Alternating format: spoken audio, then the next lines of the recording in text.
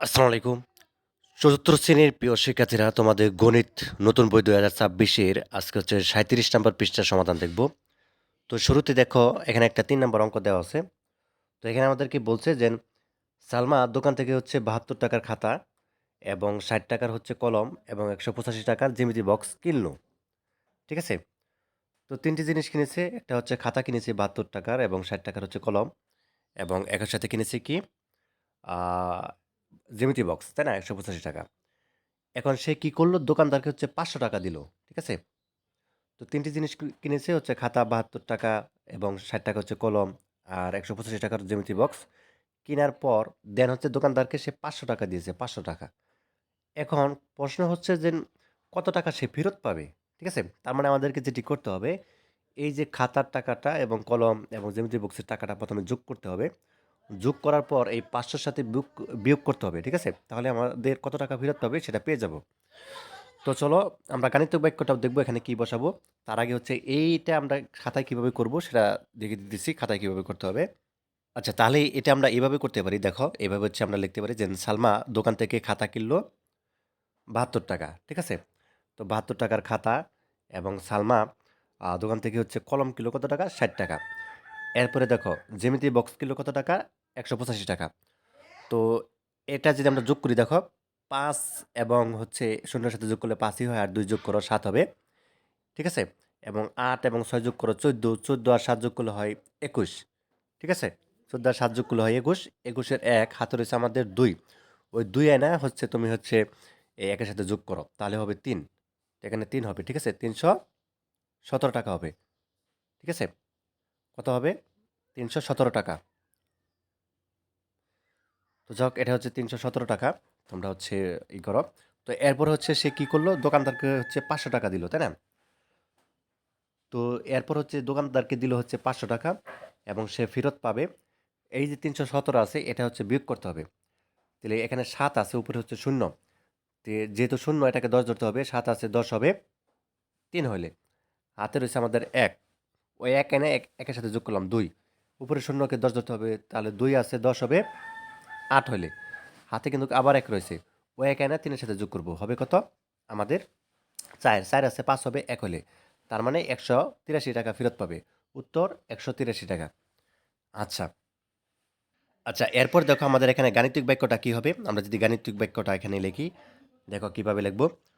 তো এখানে আমরা হচ্ছে এটা সবগুলো যোগ করতে হবে। যেমন ৩ সরি ৫, ঠিক আছে? এবং শূন্যের সাথে যোগ করলে হয় তোমাদের হচ্ছে ৫ এবং ২ যোগ করো ৭ হবে। তো এই পাশে লিখব আমরা ৭। এরপর হচ্ছে ৮, ৮ এবং ৬ যোগ করা হবে ১৪। ১৪ ৭ যোগ করলে কত হয় আমাদের? ১৪ আর ৭ যোগ করলে হয় ২১। ২১ এর ১ হাতে ২ রয়েছে। ওই ২ এর সাথে ১ যোগ করা হবে ২। ৩ সরি ৩ হবে। ঠিক আছে? তো ৩১৭ পেলাম এখানে। আমি একটু ভালোভাবে লিখে দেই। এখানে হচ্ছে ৩১৭, একটু ছোট করে লিখি। ৩১৭, ঠিক আছে?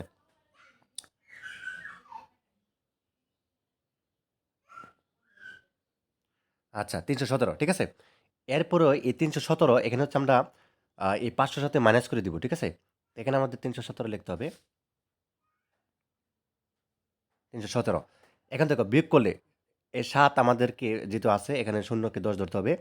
তার মানে এখানে ৩ হবে এবং তারপর দেখো ১ বেশি ধরছিলাম, এদের সাথে যোগ করব এবং এই শূন্যকে আমরা যদি ধরি ১০, তাহলে আমাদের দেখো এখানে হবে ৮। ঠিক আছে?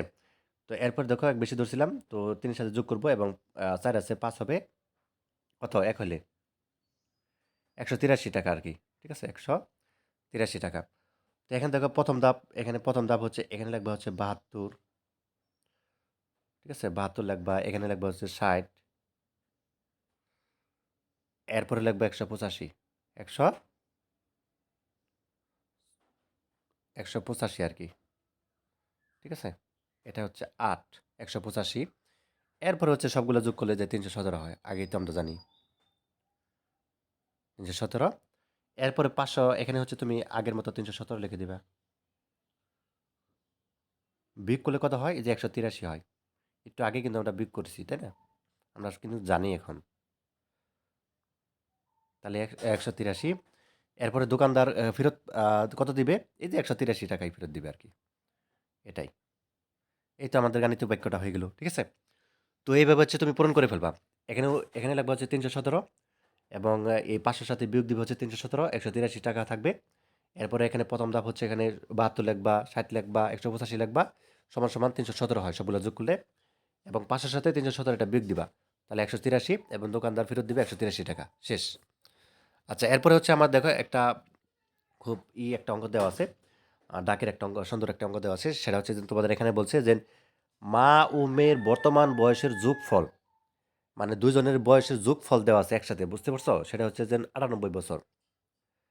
আচ্ছা ৮ বছর পূর্বে মেয়ের বয়স ছিল ২৫ বছর।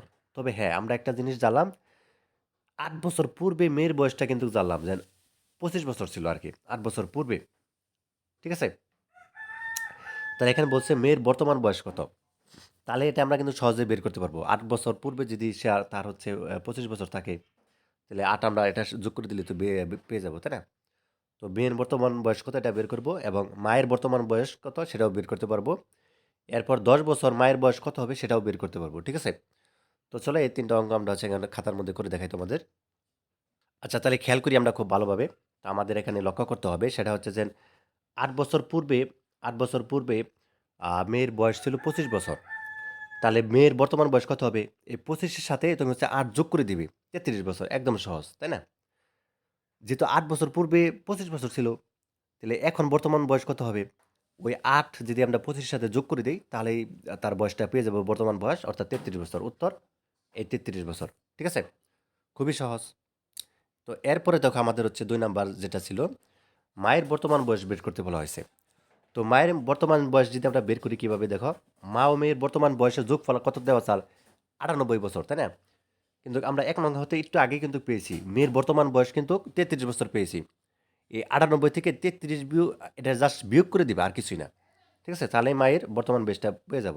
দেখো এখানে ৮ রয়েছে, এখানে হচ্ছে ৩। ৩ থেকে ৮ থেকে যদি আমরা ৩ বিয়োগ করি তাহলে আমাদের থাকে ৫ এবং ৩ রয়েছে এবং এখানে রয়েছে ৯। তাহলে ৯ আছে, আমাদের ৩ যদি বিয়োগ করি তাহলে আমাদের দেখো কত থাকে? ৬। ঠিক আছে?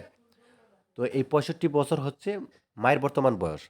এখন ৩ নাম্বার যে অঙ্কটা দেওয়া আছে আমাদের বলছিল যে মায়ের হচ্ছে ১০ বছর পর কত বছর হবে? এটাই তো ছিল। তার মানে এই ৬৫, এখন তো মায়ের বর্তমান বয়স ৬৫ বছর। ঠিক আছে? ৬৫ বছর হচ্ছে মায়ের বর্তমান বয়স। তো ১০ বছর পর মায়ের বর্তমান বয়স কত হবে? ১০ যদি আমরা যোগ করে দিই তাহলে তো আমরা পেয়ে গেলাম। তাই না? ৭৫ বছর হবে আরকি উত্তরটা। তো যাক আমরা করেছি, খাতার মধ্যে দেখাচ্ছি তোমাদের কিভাবে। তো এখানে দেখো আমরা একটু খেয়াল করি। তো সরি। তো এখানে দেখো ২ নং হতে কত পেয়েছি আমরা? এই যে ৬৫ বছর পেয়েছি। মায়ের বর্তমান বয়স। তো ওটাই আমরা লিখব যে মায়ের বর্তমান বয়স ৬৫ বছর। ঠিক আছে? তো সুতরাং ১০ বছর পর মায়ের বয়স হবে কত? ৬৫ র সাথে আমরা ১০ যোগ করে দিব। তাহলেই বয়সটা পেয়ে যাব। ১০ বছর পর হবে ৭৫ বছর। তো উত্তর কি হবে? ৭৫ বছর। ঠিক আছে? তো আশা করি বুঝতে পারছো। তো এই ছিল তোমাদের ৩৭ নম্বর পৃষ্ঠার সমাধান। তো পরবর্তী পর্বে হচ্ছে আমরা তোমাদের ৩৮ নম্বর পৃষ্ঠার সমাধান দেখব। আর তোমাদের অন্যান্য বিষয় সকল বইয়ের কিন্তু সমাধান এই চ্যানেলে দেওয়া আছে। আর যে জাতীয় চ্যানেলে অবশ্যই দেখে নিবা সবাই। ঠিক আছে? ধন্যবাদ সবাইকে।